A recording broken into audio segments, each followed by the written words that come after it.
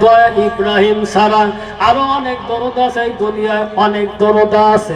আপনাদের খেদমতে আমি বলে যাচ্ছি, দরুদটা খেয়াল করবেন।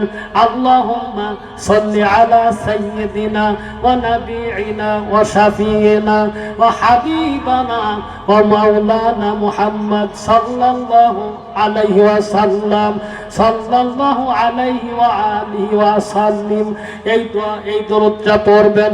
আরেকটা হলো আল্লাহুম্মা সাল্লি আলা সাইয়্যিদিনা ওয়া নাবিয়িনা ওয়া শাফিঈনা ওয়া মাওলানা মুহাম্মদ সাল্লাল্লাহু আলাইহি ওয়া আলিহি ওয়া সাহাবিহি ওয়া বারিক ওয়া সাল্লিম।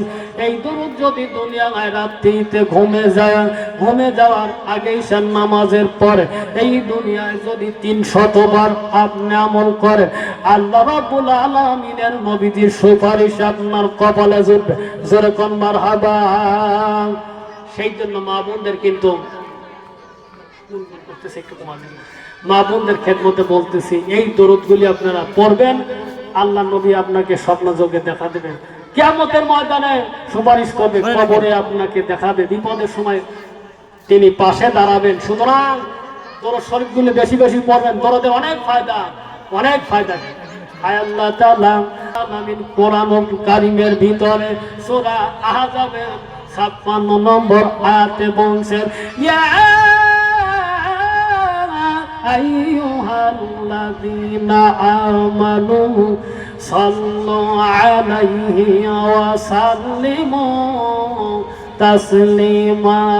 আল্লাহ তাআলা বলেন, ওগো ঈমানদারেরা, আমি আল্লাহ তোমাদের এই দুনিয়ার বুকে অর্ডার করলাম, আমি আল্লাহ তোমাদেরকে আদেশ দিলাম, যারা ঈমানদার, এই ঈমানদার মাদের বোনদের, ঈমানদার মা বোনদের বোনদের, মুমিন মুমিনাত, মুসলিম মুসলিমাত, ঈমানদার নারী পুরুষকে আল্লাহ তাআলা অর্ডার করেছে, আদেশ করেছে, এই দুনিয়ার বুকে আমি নবীদের উপরে বেশি বেশি দরুদ ও সালাম করো। যেরকম সুবহানাল্লাহ। বাজানে শেখ শিবলি রহমাতুল্লাহ আলাইহ তিনি বর্ণনা করতেছেন কিতাবের মধ্যে, মক্কায় গিয়েছি, মদিনায় গিয়েছি হজের জন্য। এবার মক্কাতে যখন মদিনায় যখন কাবা ঘর তাওয়াফ করলাম, এই তাওয়াফ করবার সময় একটা যুবককে দেখলাম। এই যুবকটা কাবা ঘর তাওয়াফ করতে যেই দোয়া পড়া লাগে সে দোয়া বাদ দিয়া তিনি শুধু দরুদ শরীফ তেলাওয়াত করে, পাঠ করে। এবার শেখ শিবলি রহমাতুল্লাহ আলাইহ এই যুবককে ডাক দিয়ে বলে, হে যুবক, তুমি যেই জায়গা যেই দোয়া যেই দরুদ সেটা না পড়িয়া শুধু তুমি দরুদ শরীফ পড়ো, ব্যাপার কি? এবার এই যুবকটা বলতেছেন, চাচা মিয়া আঙ্কেল, ওগো আল্লাহর বান্দা, আমি যত দোয়া দরুদ শরীফ পড়েছি এর মধ্যে দোয়ার চাইতে দরুদ শরীফের বেশি ফজিলত উপকারিতা। যেরকম মারহাবা। এবার শেখ শিবলি রহমাতুল্লাহ আলাইহ তিনি বলছেন, ও বাবা, মেহেরবানি করে আমাকে কি এই কথা বলা যায় না, কোন দোয়া তোমার উপকার করেছে, কোন দরুদটার বিনিময়ে উপকৃত হয়েছে, বেশি সওয়াব বেশি আমল, ও বাবা মেহেরবানি করে একটু আমাকে বলো।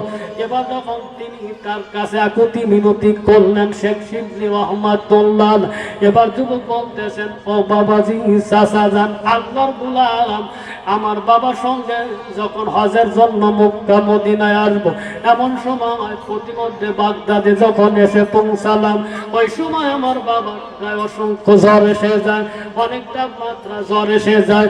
ওই জ্বরের বিনিময় আমার বাবা ইন্তেকাল করে। এবার আমাদের সঙ্গে সর নাই, কিছু নাই, কেমন করে মক্কা মদিনায় যাব? আমি তো মক্কা মদিনা চিনি না। আমার বাবার সঙ্গে যাইতেছিলাম, আমার বাবা অসুস্থ হয়ে রোগে মারা গেল। আমি চিন্তায় পড়ে গেলাম, কি করা যায়? শুধু মারা যায় না, মারা যাওয়ার সঙ্গে সঙ্গে বাবার চেহারাটা শুকুরের মতো হয়ে যায়। জোরে কর নাউজুবিল্লাহ। বাবাজি, আমার বাবা রোগে শোগে জ্বরে তিনি ইন্তেকাল করেন, মৃত্যুবরণ করেন। শুধু তাই নয়, আমার বাবা ইন্তেকালের পরে তার দেহটা, শরীরটা, বডিটা সম্পূর্ণ শুকুরে রাখিতে হয়ে যায়। নাউজুবিল্লাহি মিন যালিক। আমি বসিয়া আমি চিন্তা করতে লাগলাম, কাঁদতে লাগলাম। বাজান রে, ও মা বোনেরা খেয়াল করবেন দরদের কত প্রতিদান। সেই দরদ বললে কি সওয়াব, কি শান, কি মান, কি উপকার। এই কথা আপনাদের খেদমতে বলবো। আর একটা বিষয়, মা ফাতেমা কেমন করে জান্নাতের সর্দারনি হয়, এ কথা না বলে ইনশাআল্লাহ নামবো না, কিন্তু দান করা লাগবে। এই কথা শুনতে চাইলে দান করা লাগবে। আর যেই ঘটনা বলতেছি মন দিয়ে দিল দিয়ে খেয়াল করেন। এবার শেখ শিবলিকে যখন এই যুবক বলতেছেন আমার বাবা মারা যাওয়ার পরে তার দেহটা বডিটা শুকুরের মতো হয়ে গেল। এবার আমি চিন্তা করতে লাগলাম, কাঁদতে লাগলাম, কাঁদতে কাঁদতে চাদর দিয়ে আমার বাবার দেহটা ঢেকে দিলাম। এমন চিন্তা করতে করতে কখন যে ঘুমায়া গেছে আমি বুঝতে পারি নাই। ও বাবা, আজি কখন ঘুমায়া পড়েছি আমি বুঝতে পারি নাই। রাত্রির কেন ঘটনা, কাঁদতে কাঁদতে ঘুমায়া গেলাম। এবার স্বপ্নের মধ্যে দেখলাম বাবাজি একজন সুদক্ষ পুরুষ সুন্দর পোশাক পরিহিত অবস্থায় আমার কাছে আসলেন। তার পোশাক দিয়ে বডি দিয়ে যেন সুন্দর সুগন্ধি বের হচ্ছে। ভাইরা আমার, এই সুদক্ষ পুরুষটা আসলে আসবার পরে আমার বাবার গায়ে থেকে চাদরটা নিজের হাত দিয়া সরাইয়া দিলেন। হাত দিয়া সরাইয়া নিজের হাত দিয়া চেহারা মোবারক হাত দিয়ে মাসে করে দিলেন, নাড়াচাড়া করে দিলেন। সঙ্গে সঙ্গে আমার বাবার চেহারা চন্দ্রের চাইতে উজ্জ্বল হয়ে যায়। জোরে কম সুবহানাল্লাহ। ওই পুরুষ সুন্দর পোশাক পরে আসছে আমার বাবার কাছে, গা দিয়ে সুন্দর বাসনা, আলহামদুলিল্লাহ। এবার যখন আমার বাবা পরিবর্তন হয়ে গেলেন, মানুষের চেহারা কীর্তি সৌন্দর্য আল্লাহ দান করলেন। এবার এই পুরুষটা যখন বিদায় নিয়ে চলে যায়, আমি জিজ্ঞাসা করলাম, তার জুব্বাটা পিছন দিক থেকে আমি ধরলাম। ধরবার পরে বললাম, ব্যাপার কি কে আপনি এই দুনিয়ার বুকে এমন সময়, বিপদের সময়, মুসিবতের সময় আপনি আমার কাছে আস। আল্লাহ রাব্বুল আলামিন কুরআনুল কারীমের ভিতরে সূরা মারিয়মের 4 নম্বর আয়াতে কারিমার মধ্যে বল, ওয়া কুম বিদুআই রাব্বি শাকিয়া। আল্লাহ তাআলা বলেন, ওগো দুনিয়ার মানুষেরা, এই দুনিয়ার মানুষ যদি বিপদে পড়ে যায়, মুসিবতে পড়ে যায়, আমি আল্লাহর ইমানদার নারী পুরুষ যদি হয়, আমার কাছে যদি দুনিয়ায় সাহায্য চাওয়ার মতন চায়, আমি আল্লাহ রাব্বুল আলামিন তার ডাকে সাড়া দেই, তার বিপদ উদ্ধার করি। জোরে কোন সুবহানাল্লাহ। ও মা, এবার যখন এই যুবকটা যখন চলে যাবে, আমি যুবকের পুরুষের হাত ধরে কাপড়টা ধরলাম, জুব্বাটা ধরে জিজ্ঞাসা করলাম, আপনাকে? এবার এই সুদক্ষ পুরুষ বলতেছেন, হে যুবক, আমি হলাম রাহমাতাল লিল আলামিন। জোরে কোন আল্লাহু আকবার। শাফিউল মুজনাবিন রাহমাতাল লিল আলামিন। ভাইরা আমার, এবার যুবকটা বলতেছেন, এবার ওই সুন্দর পুরুষটা বিদায় নিয়ে চলে যায়, আমি তার জুব্বাটা জামাটা ছেড়ে দিলাম। এবার যখন রাত্রি পোহায়া যায়, এবার দলে দলে সকালবেলা শহরের প্রান্ত থেকে দলে দলে মানুষেরা আমার বাবার কাছে আসলেন। আমি জিজ্ঞাসা করলাম, এই দুনিয়ার বুকে আপনারা কারা, কি করার জন্য, কোথায় যান, কোথায় আসলেন?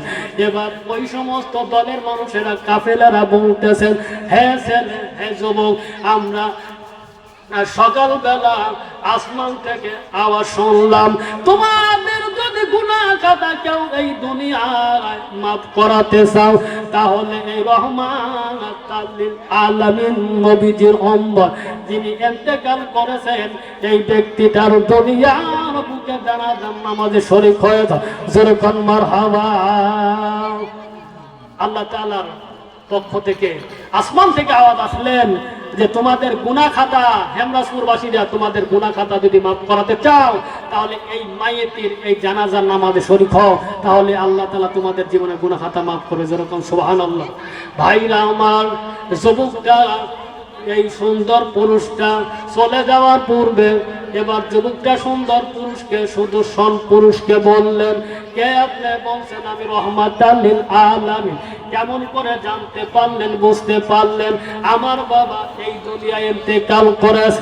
ইয়ে বাবা রহমাতাল লিল আলামিন নবীজি তিনি বলছেন তোমার বাবা প্রত্যেক দিন 300 বার দরুদ সালাম আমি রহমাতাল লিল আলামিনের নবীজির রওজায় পৌঁছাতো। প্রত্যেকটা রাত ঈশার নামাজের পরে শোয়ার পূর্বে তোমার বাবা 300 বার দরুদ সালাম পাঠ করেছে, যার কারণে আজ রাত্রিতে আমার রওজা মোবারকে দরুদ সালাম পৌঁছায় না। এবার যেই ফেরেশতা এই দুনিয়ায় নিয়োজিত আছে দায়িত্ব, যেই বান্দা বান্দিরা আল্লাহর মুমিনাত মুসলিমা নবীর প্রতি দরুদ সালাম এই দুনিয়ায় পাঠ করে, আল্লাহ রাব্বুল আলামিনের নবীজির রওজা মুবারকে পৌঁছা দেওয়া হয়। যেরকম মারহাবা। যে ফেরেশতা নিয়োজিত আমার উপরে দরুদ সালাম মুবারকে নেওয়ার জন্য, রওজা মুবারকে যেই ফেরেশতা দরুদ সালাম নিয়ে যায়, এবার সেই ফেরেশতাকে জিজ্ঞাসা করলাম, ভাই ফেরেশতা আল্লাহর আমার উপরে আমরা পরে ধরেন ওই পুরুষটা 300 বার দরুদ সালাম পাঠ করে, কিন্তু সেই দরুদ সালাম আজ কেন আমি নবীজির রওজা মুবারকে আসে না? এবার সাহাবী নবীজি যখন এই কথা বললেন, আল্লাহর ফেরেশতা বলতেছেন, ইয়া রাসূলুল্লাহ হাবিবাল্লাহ আপনার উম্মত প্রত্যেকদিন ঈশার নামাজের পরে 300 বার দরুদ সালাম পাঠ করে, কিন্তু আজ ইন্তেকাল করেছে, দিদায় দরুদ পড়তে পারে নাই। আমি নবীজি রহমাতাল লিল আলামিন এবার রওজা মুবারকে থাকতে পারলাম না। আমার মনে ব্যথিত হলো, আমি কষ্ট অনুভব করলাম।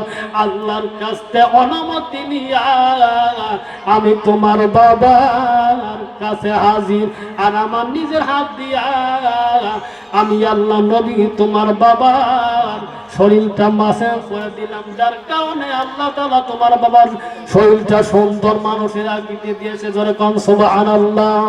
আল্লাহ নবী বলেছেন, মান সাল্লা আলাইয়া সালাতান ওয়াহিদান আশারা মাররা। আল্লাহ নবী বলেছেন, যেই বান্দা বান্দিরা উম্মত বেটা বিটিরা আমি নবীজির উপরে একবার দরুদ সালাম পাঠ করবে, আমি নবীজির উপরে একবার দরুদ সালাম পাঠ করবে, আল্লাহ তাআলা রহমত বরকত 10 বার ওই বান্দা বান্দির নামায় আমল নামায় দান করবে। যেরকম সুবহানাল্লাহ। সাইদুল প্রামাণিক 10 কেজি পেঁয়াজ, মনসুর প্রামাণিক 1 বস্তা সিমেন্ট, মোহাম্মদ ইসমাইল 1 বস্তা সিমেন্ট, মোহাম্মদ সন্টু প্রামাণিক 1 বস্তা সিমেন্ট, মোহাম্মদ তাওহীদ